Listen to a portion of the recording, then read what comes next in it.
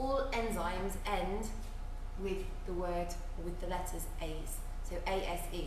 So you know if you're looking at a word that has ASE at the end, we're looking at a type of enzyme. Now, to remember the three up here is very simple. Carbohydrates, the enzyme that's going to catalyze a carbohydrate reaction, so break that carbohydrate down into glucose molecules, is carbohydrase. So carbohydrates catalyzed by carbohydrase. Same with proteins. If we look at proteins, proteins are long amino acid molecules. If we want to know which enzyme catalyzes a protein reaction, we again add the A's. The enzyme that catalyzes this reaction is called protease. So looking at the start of the word protein, protease, we've got the enzyme. Fats are slightly different. We have a look at our fats. The fancy name for a fat is lipids. So fats are lipids. Now, if you think that's completely random, I don't know how I'm going to remember that, try and remember liposuction. So these people that go and have the fat sucked out their bums are having liposuction. Lipo referring to the fat that's being sucked.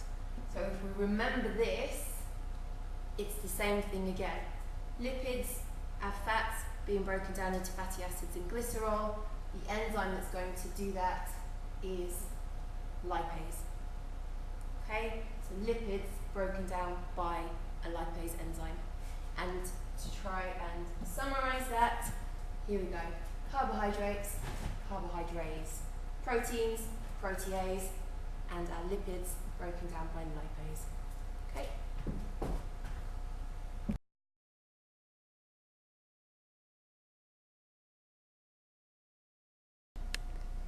Okay, here we have our lipid chain. Way! Okay, now if we come over, introduce you to the enzymes.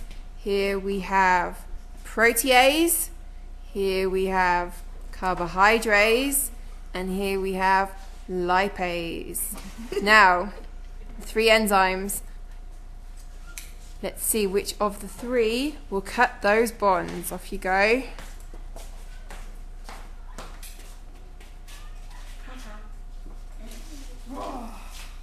There we have it, lipase. Lipase has been able to break the bonds because if we look at the shape of lipase's active site, he is the same shape as the lipids he was breaking. Okay, now second chain, here we have our carbohydrate molecule. It is a chain of glucose units. There we go, brilliant, lovely. Now, back to the three enzymes. Which one is going to be able to cut the bonds again? Let's have another look at your active sites. Check out the shape of the active site. Which one do you think is going to work? Off you go.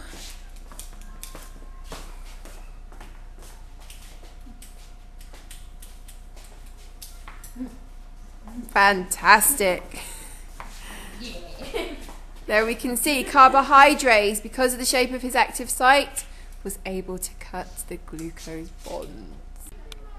Okay, our final chain is a protein molecule. Now, protein molecules, here we have individual chains of amino acids. Let's look at the active site on the enzyme. Which one do we think is going to be able to break the bonds here in this chain? Off you go.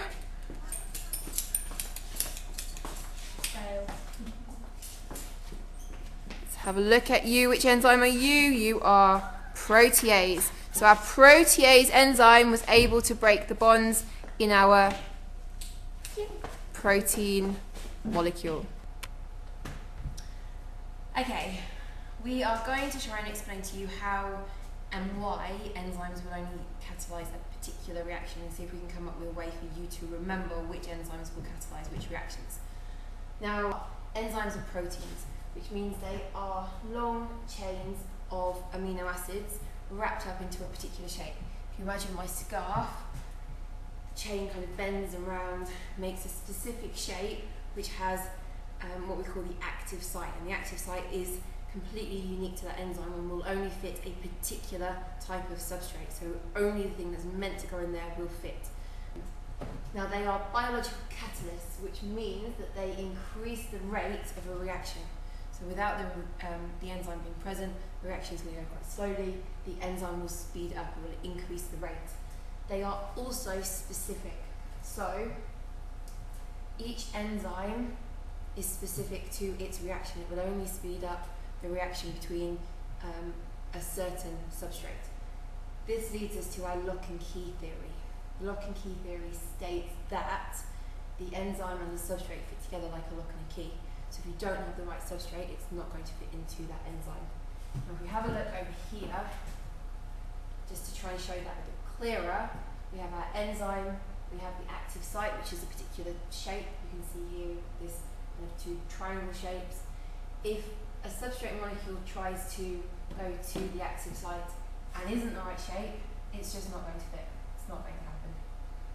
If we get a substrate that is the correct shape and fits, then the enzyme will do its job and will speed up that reaction.